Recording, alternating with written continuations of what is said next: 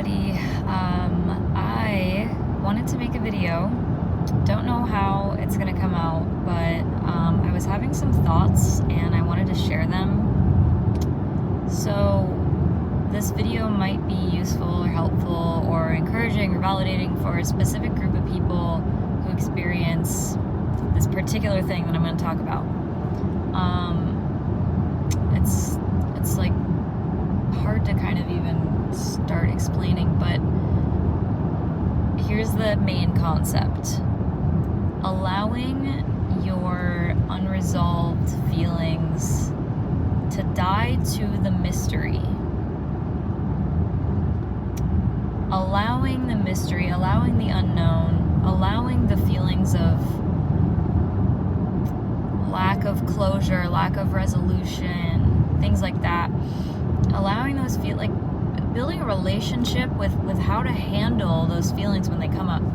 So, in case that didn't make sense, maybe this isn't your video, but I'm gonna try to bridge the gap between my personal experience and insights and what other people might be going through, in case it is helpful or, I don't know, grounding, comforting, useful, illuminating, guiding. So, in life, there are some people, I'm guessing, me and you included. Well, I know me included, but I'm guessing that the kinds of people who watch my videos can relate to them because they're interested in them, whatever. But we're the kinds of people who have experienced a lot of unusual, unjust, almost like bizarre circumstances. And that could look different for everybody watching this, but in general, I'll just say that this video is for people who have gone through some major injustice or other, or something really unfair, something that happened and that there was never any closure around. Maybe it still feels like an open wound that you've had to protect. Maybe you feel like you're in self-protection mode, or that, you're a little just more protective of certain parts of yourself than you were before, those emotional injuries or whatever. And so with experiences like that comes the reality that sometimes we don't have closure, we don't have comfort. It's like we're missing this sense of spiritually, in the grand scheme of things, everything is working out, everything is safe, everything is happening for a reason, everything is happening with a purpose. But sometimes in life, when you go through a serious trauma or an injustice or something that's unfair and there's not closure, and maybe people around you can't relate to it because it's not common, it's not usual, it's not, normal, but it's impactful, painful, and you are, you're feeling it. And so what do we do when our emotions, our experiences are just like these insecurities kind of repeating and popping up and making us feel small, trying to, sabotage us or impacting our capacity to be present, with in the day-to-day. I hope this is making sense so far. But I was thinking about this, and today I started off the day feeling a little shaky and feeling a little insecure, because in my mind there were lots of thoughts and thought loops that were coming from past, traumas that were kind of triggered again. And, it was like my mind was afraid, what if I encounter them again? Or what if this, or what if that? And it's just like these intrusive, repeating thoughts, just kind of, sometimes they just spiral out, but it's coming from a place of the fact that something really painful happened and I haven't fully grieved it yet. And it's so cliche, but they say healing happens in layers. And I say that because it's like when you're processing a trauma, or you're going through a kind of like a spiraling loop or you're noticing that insecurities are starting to kind of color your world and take over a little bit and make you feel small, make you feel like something's wrong, make you feel afraid, make you feel paranoid, whatever it is, that is almost certainly a sign that you have unprocessed emotions, that you have grief, you have sadness or pain that just hasn't left your body. Because maybe it's not been safe for you to actually feel the emotions yet.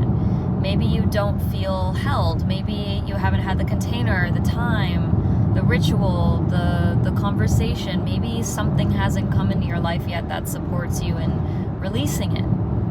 And personally, I'm thinking back to when I was, living in New York, and I had a stable community, and there were all kinds of events that would go on, and they were like safe communal spaces where I felt held, and we created rituals around just existence, and it gave space for the psyche collectively and individually to just exhale and process grief and things like this. I mean, I've been to like grief ceremonies, grief circles, and even just like community events where people gather and, I don't know, listen to music or poetry or do something social or whatever. It's like that ritual communal space always helped me contextualize the confusion, the pain, the trauma that I was recovering from and rediscovering myself from, and I think that right now in my life I'm in a phase where I am unearthing a lot of trauma again, but alone this time. And like I said, I was kind of having a little bit of insecurity flare up earlier today, and I was feeling this, but then I had this thought pop into my mind, and it said something along the lines of like, let the insecurity die to the unknown. Let it die to the unknown, because what's happening is there's an unprocessed trauma, and what the psyche and the mind does and the ego does when that happens, when it doesn't feel safe or when it thinks it's not safe, is it creates false self images, and it tells you to be small, it tells you to hide, it tells you to cower, it tells you you're wrong, it tells you other people are out to get you, whatever. It makes up all these lies based off of its own pain that hasn't been released. So what does it look like to let your insecurities, to let these spirals of your mind die to the unknown? It means, one, first of all, acknowledging that your ego is not going to get the answers that it needs. It's not gonna all of a sudden, get a phone call from God saying that person that hurt you, this is what they're doing right now, and this is how karma is paying them back. That doesn't really happen. That's never happened to me. But the healing is in actually ritual. What I've found is that the healing and connection and resolution and reconnection and just reconnecting, becoming whole again, healing the fragments in your psyche after those traumas. It comes through ritual communion with the source of that pain, with the source of the injury. And it requires grief, it requires catharsis, it requires presence. And that's accessible in lots of different ways, so many different ways. So here are some suggestions for you if this resonates and you want to make space for the actual pain beneath your spiraling, so you can take back your mental power and clarity and stop becoming like a victim to your own ego, your own mind, your own spiraling, because that's not fun. It's not fun, and it's so universal. So I hope that this is helpful and insightful to whoever needs to hear it. But okay, so some suggestions, some ways. If you have grief ceremonies near you, then that's could be really great, potentially. Journaling is another one. create space for the emotions to pour out, to be felt. And if it feels really rigid, just start chipping away at the door. Don't force yourself to have a breakthrough, tonight. Just be natural and be present and allow what's there to come up. And through presence, over time, even the most hardened of hearts can begin to soften, and we can begin to access our flow again, our emotional openness, our fluidity, things like this. And speaking that actually makes me really excited, because it's exciting to feel like you find your power again after something really traumatic or really insane happens. And then you can light the way forward for other people, you know what I mean? So that's what I'm just trying to spread it forward here. Another thing you can do to help chip away that hard shell and actually grieve the pain is finding a safe friend or therapist to share with. And I think therapy with the right therapist is super powerful, because their job is literally to, hold space for you and, facilitate, emotional healing and release and catharsis and wholeness and, remembering who you are. And I say remembering who you are because I think that when we go through a trauma or something that fragments the psyche, and then we develop, these subconscious habits or beliefs that spiral and create this feeling of insecurity or smallness in us, it's not truly who we are, because we are resilient, we are human, we are, I'm going to say this, children of God. We are created in an image of divinity. We are connected with love and with infinite source love. We're connected with an infinite source of love. And even biologically, our cells are designed to regenerate and to heal. And if they're not, there's something in the way. Toxins,